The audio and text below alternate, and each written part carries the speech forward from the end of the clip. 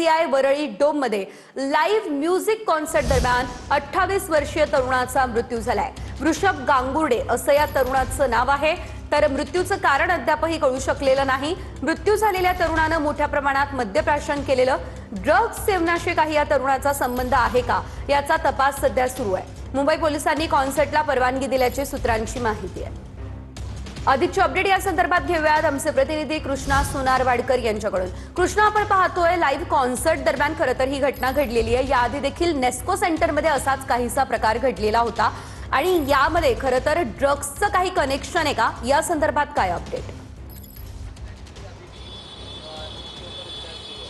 सजेल, आपण पाहतो की वरळीच्या NSCI डोम मध्ये सध्या पोलिसांचं पथक दाखल झालेलं आहे। पोलिसांची गाडी आपल्या पुढच्या बाजूला पाहायला मिळते आणि सध्या या सगळ्या प्रकरणाची रात्रीपासून चौकशी जी आहे ती सुद्धा सुरू आहे। या कॉन्सर्टमध्ये ज्या तरुणाचा मृत्यू झाला त्यानं मोठ्या प्रमाणामध्ये दारूची नशा केल्याचं ऐकायला मिळतं आणि पोलिसांच्या सूत्रानुसार अद्याप सगळ्या प्रकरणाची चौकशी तर सुरू आहे। मात्र पोस्टमॉर्टम रिपोर्ट त्याचबरोबर इतर जे काही फॉरेन्सिक रिपोर्ट आहेत ते सुद्धा अत्यंत महत्त्वाचे ठरणार आहेत। या तरुणासोबत असणारी जी तरुण मुलगी होती तिच्यावरती सध्या उपचार सुरू आहेत, तिची प्रकृती स्थिर असल्याचं कळतं आणि पोलिसांनी या कार्यक्रमाला परवानगी मुळात कशी दिली, कारण गोरेगावच्या नेस्कोमध्ये जे काही कॉन्सर्ट आयोजित करण्यात आलेला होता तिथे ड्रग्सच्या अतिसेवनामुळे 2 जणांचा मृत्यू झालेला होता आणि त्यानंतर अशा पद्धतीच्या कॉन्सर्टला परवानगी देताना मुंबई पोलिसांनी अनेक अटी शर्ती टाकल्याचं पाहायला मिळालं होतं। एक इथले क्लब मेंबर आहेत वरळीच्या डोमचे, काय तुमचं नाव आहे? आणि मेरा नाम सुरेंद्र दुगड़ है। मैं सामने पूनम अपार्टमेंट में रहता हूँ। ये इस क्लब का 30 साल से मैं मेंबर हूँ, लाइफ मेंबर हूँ।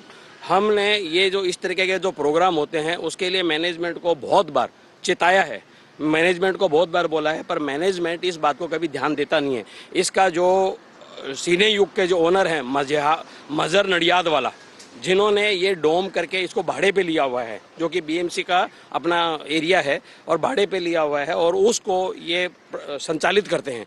आज आप समझिए कि कोई भी आप चीज़ ये करते हैं, इवेंट करते हैं, तो उस इवेंट के प्रॉपर आपको एक डिटेल देनी पड़ती है। आपको जो इंसिडेंट हुआ उसके बारे में क्या आप जानते हैं, क्या कुछ आपको पता चला? मेरे को आपके अभी मैं घर से, अभी मेंबर जैसे हम लोग अभी सुबह आते हैं मिलने के लिए, तो मैं घर से आया तो मैंने देखा कि रात का जो इवेंट था, मैं रात को निकला वो टाइम पे यहाँ पे बहुत सारी भीड़, जैसे हम बोलते हैं ना, जब छूटता है, लेकिन उस टाइम पे जो लोगों का मानसिक स्थिति, जो उनकी फिजिकल पोजीशन, जो ड्रिंक की वजह से, ड्रग की वजह से जो हो रही है, वो सबसे पहले ये युवा पीढ़ी खराब हो रही है।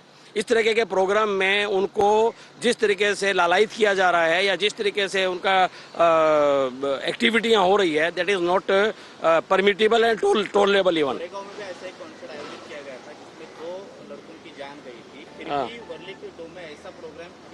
क्योंकि हमारा मैनेजमेंट, इसके ऊपर आपको मैनेजमेंट को दोषी ठहराना पड़ेगा, क्योंकि मैनेजमेंट के द्वारा ये परमिशन दी गई है।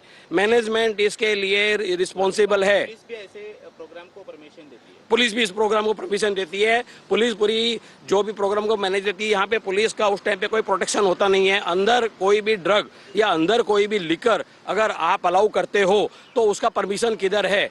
वो परमिशन नहीं है तो पुलिस वालों ने क्यों नहीं रोका? एक चीज। दूसरी बात, मैनेजमेंट इस तरीके की एक्टिविटी जो एक सम्मानित क्लब है उसमें इस तरह की एक्टिविटी हो रही है, मैनेजमेंट ने कभी इस तरह, हमने बोलने के बाद में मैनेजमेंट कभी उसको ध्यान देता नहीं है। मैनेजमेंट अपनी मनमानी करता है और हम मैनेजमेंट के खिलाफ बहुत बार बोल चुके हैं। मैनेजमेंट अपना काम करता नहीं है, वो मैनेज हो रखा है उनके द्वारा। पाहतो हे क्लब मेंबरची सगळी भावना आहे आणि अशा पद्धतीचे कार्यक्रम अशा या वरळीच्या डोममध्ये आयोजित केले जातात। त्याच्या तक्रारी सुद्धा याच्या आधी त्यांनी केलेल्या असल्याचं त्यांनी सांगितलेलं आहे। सध्या पोलिसांची गाडी या वरळीच्या डोममध्ये। अगदीच धन्यवाद कृष्णा दिलेल्या अपडेट्ससाठी।